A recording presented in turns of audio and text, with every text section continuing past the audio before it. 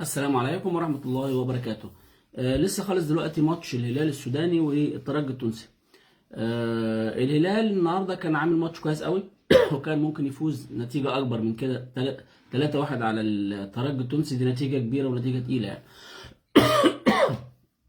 اعذرونا بس الصوت عشان بكحة.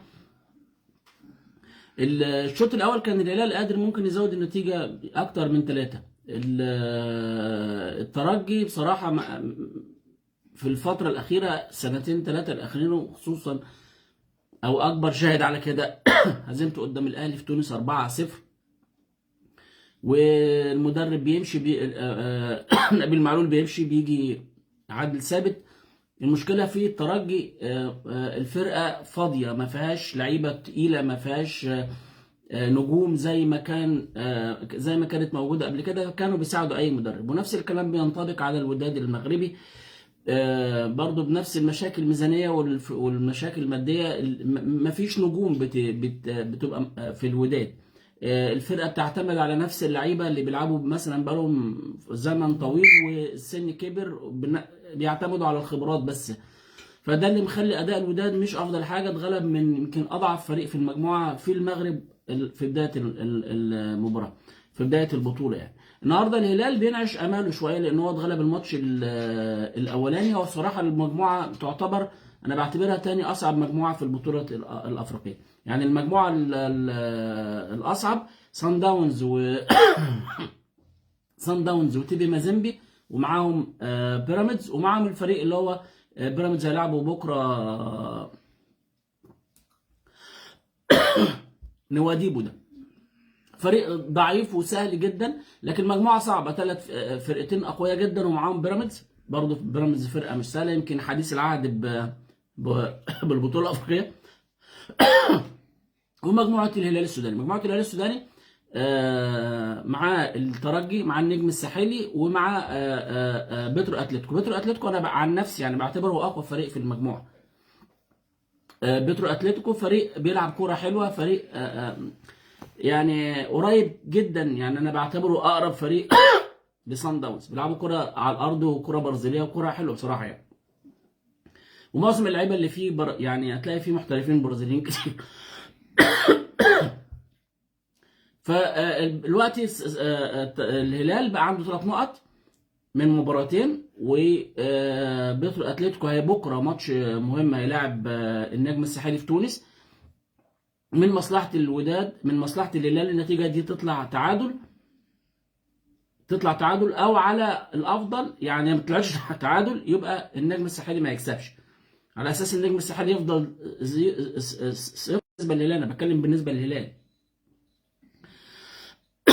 ان يفضل النجم الساحلي 0. وبترو اتلتيكو كده كده هو اقوى فرقه في المجموعه دي، فهيبقى سهل بالنسبه له التصدر. انا شايف ان هو يعني هيتصدر المجموعه دي. فتبقى البطاقه الثانيه ما بين الهلال السوداني والترجي.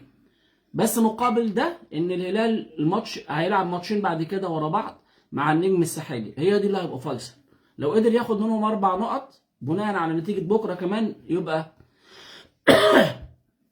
بيدي لنفسه فرصه ان هو يبقى في موقف كويس، وما يحطش نفسه زي البطوله اللي فاتت.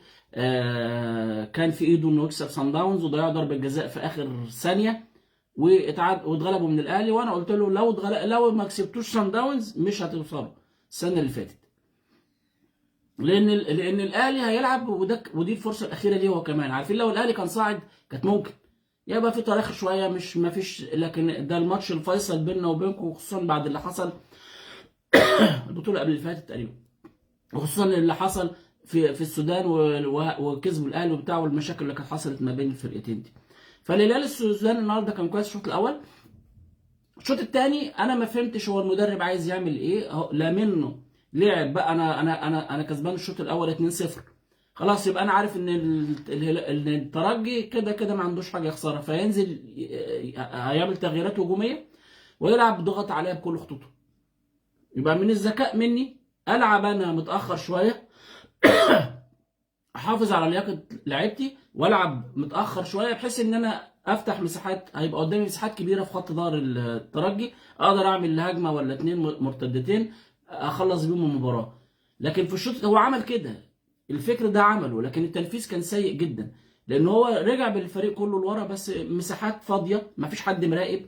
ودي مشكله السودان او مشكله الهلال بالتحديد. ما اعرفش الشوط الثاني بيقلوا بدنيا وبيقل التركيز جدا عندهم. انت كسبان 2 وبتلعب برضه فرقه مهما كانت ظروفها حاليا فهي فرقه تقيله. هو المنافس بتاعك في الصعود دلوقتي بالنسبه للوضع الحالي يعني. وانت كسبان 2-0، العب بقى ورا. يبقى لما العب ده يبقى مقفل مساحات، مش مديله فرصه يبني اللعب، مش مديله فرصه يخترق زي ما عمل كده وجابوا جون.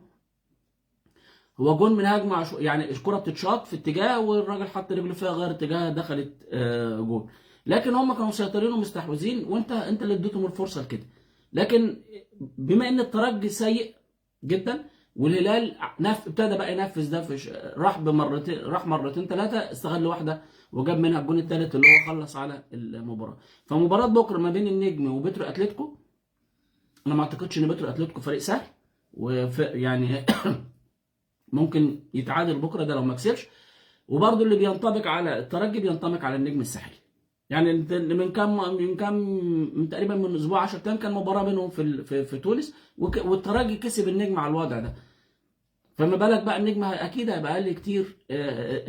الدوري التونسي انا ما كنتش يعني، او الترجي في الفتره الاخيره ما كانش فيه غير محمد علي بن رمضان. محمد علي بن رمضان احترف كمان بره ومشي، ويا ريته احترف في دوري كبير وبتاع. انا كنت نفسي يجي مصر، يعني مثلا الزمالك او كذا كانوا طالبين في 3 مليون، باعوه تقريبا للدوري البلغاري، وطبعا بلغاريا ولا يدفعوا فيه 500,000 ولا يدفعوا فيه المبلغ ده. فدي فرصه حلوه للهلال ان هو يستمر على كده ويستغل نتيجه بكره، وماتشينه مع النجم الساحلي محتاجين شغل تكتيكي عالي. ان انا ما اخسرش في تونس، لو قدرت اكسب يبقى خير، ما اخسرش في تونس واخد الماتش الثاني. هم للاسف بيلعبوا مباراتهم في تنزانيا.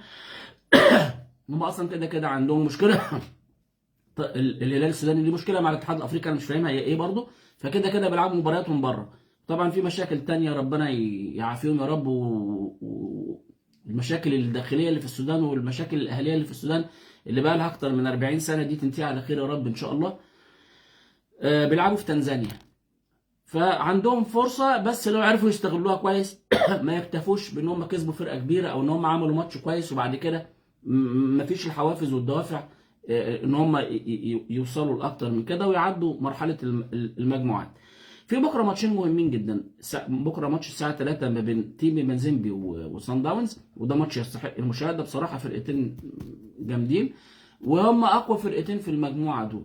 انا بعتبر ان ومعاهم بيراميدز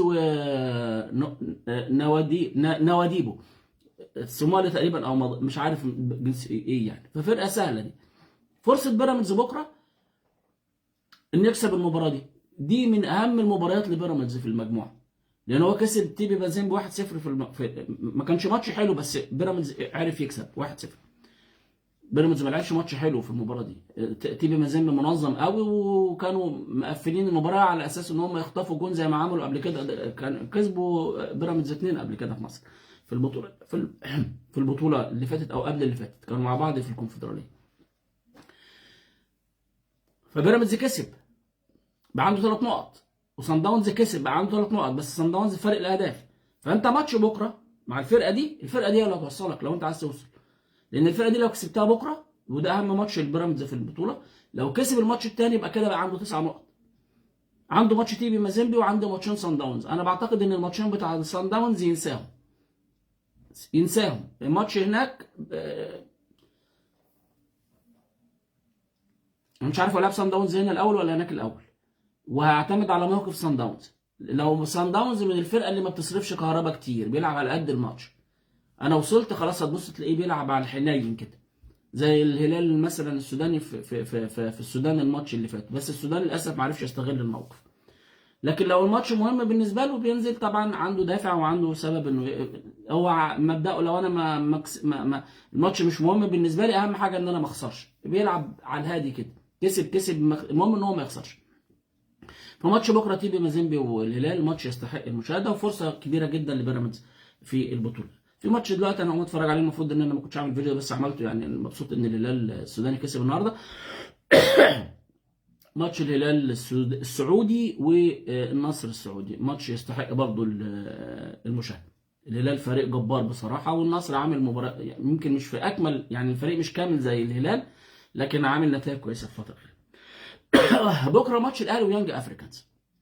مستوى الاهلي في الفتره الاخيره ما يطمنش وما يسرش.